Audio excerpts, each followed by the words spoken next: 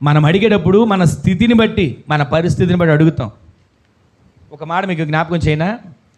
ఖాళీ నడకన వెళ్ళేవాడు ఏం కోరుకుంటాడండి? పక్కన ఒక బండి మీద వెళ్తా ఉంటుంటే అదే నాకు బండి ఉంటే బాగుండేది అనుకుంటాడు.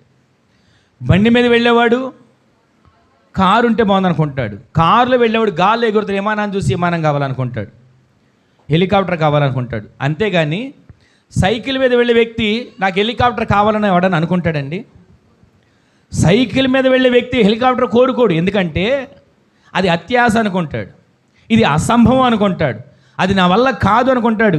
నా ఆశ ఏంటి? నేను సైకిల్ మీద వెళ్తున్నాను కదా, కొంచెం దీనికన్నా మంచిది, కొంచెం దీనికన్నా ప్రయాణానికి సులువైంది, కొంచెం దీనికన్నా ప్రయాణ వసతి కలిగింది, నేను తొక్కుకుంటూ వెళ్ళాలి కదా సైకిల్ మీద, అదే మోటార్ సైకిల్ అయితే తొక్కే పని లేకుండా తోలుకుంటూ వెళ్తాను కదా అనుకుంటాడండి.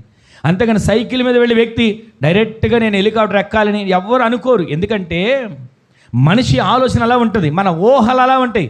కానీ దేవుడు ఏమంటున్నాడు తెలుసా? నీ ఊహలు కొంచెం కాదు, నీ ఊహలు అధికముగా మార్చబడాలి. ఆమెను చెప్పండి.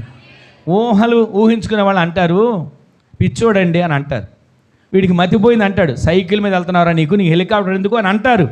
కానీ మన ఊహలు అంట ఎప్పుడు కూడా అధికముగానే ఉండాలి. గట్టిగా ఆమెను చెప్పండి.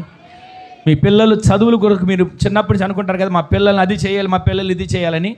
అసలు మీరు ఊహించండి చాలు, అది జరిగిందో జరగలేదు తర్వాత విషయం. దేవుడు మీ ఆశలు స్థిరపరుస్తాడు, దేవుడు మీ కోరికలు స్థిరపరుస్తాడు, దేవుడి మీ మనసులో అనుకున్న ప్రతి మాటను ఆయన నెరవేర్చునుగాక. ఈ రోజున బైబిల్ సెలవిస్తుంది ఏంటంటే, మీరు అడిగిన వాటికంటే, ఊహించిన వాటికంటే మీరు కొరకు దేవుడు అత్యధికమైన కార్యాలు చేయటకు శక్తి కలిగిన దేవుడు. ఆ దేవుని సందులో మీరు అడగండి, మీ ఊహకు మించిన కార్యాలు మీ కన్నులతో చూచుదురుగాక.